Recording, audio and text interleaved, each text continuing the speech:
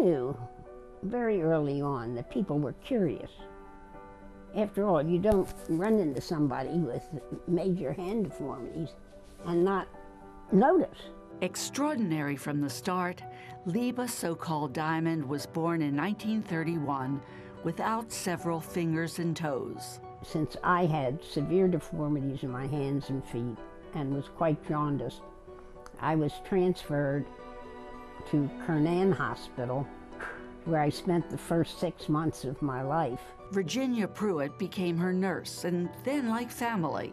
Before Liebi was a teenager, she'd undergone 25 reconstructive surgeries, but her missing digits didn't slow her down. It never bothered me in the sense that I never found things that I couldn't do. Inspired by her parents, she played the trumpet, learned carpentry, and excelled at academics. My father was an attorney, a litigator, who saw to my secular education, and my mother had been a Hebrew teacher.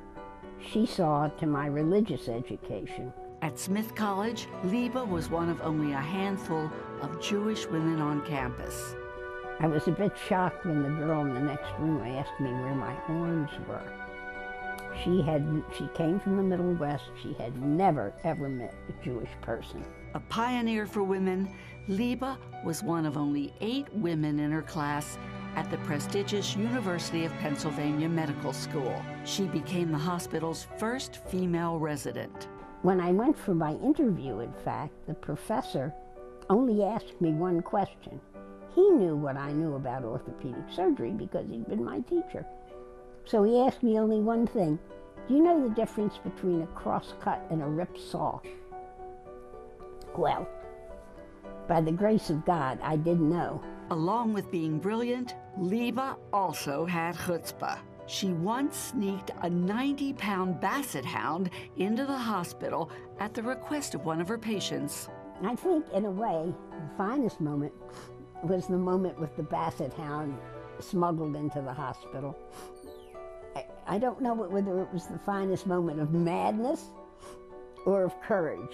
During the final months of her residency, Liebi met Earl Diamond, a biostatistician working at Hopkins. We went out to dinner, and when I caught the train back to Philadelphia and sat down in my seat, I knew that this was the man I was going to marry. Liebi interviewed for a job at Johns Hopkins, but declined the offer when they expected her to work on the Sabbath.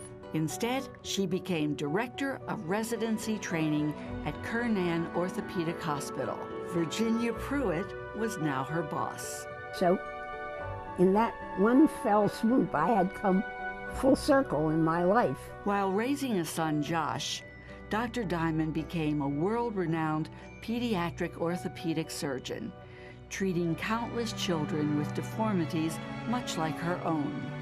Just 3 weeks ago, I was at a party, and a woman in her middle age came over to me and said, 46 years ago, you operated on me. She gave me her name, and I knew immediately who it was and what I had done for her. But that's always a thrill. Dr. Diamond helped found the Pediatric Orthopedic Society of North America. She's a trustee and former chairman of Baltimore Hebrew University, and she's a member of the Maryland Women's Hall of Fame. I'm very proud. You know, to be in any Hall of Fame is an important thing, but Judaism has played such a central role in my life.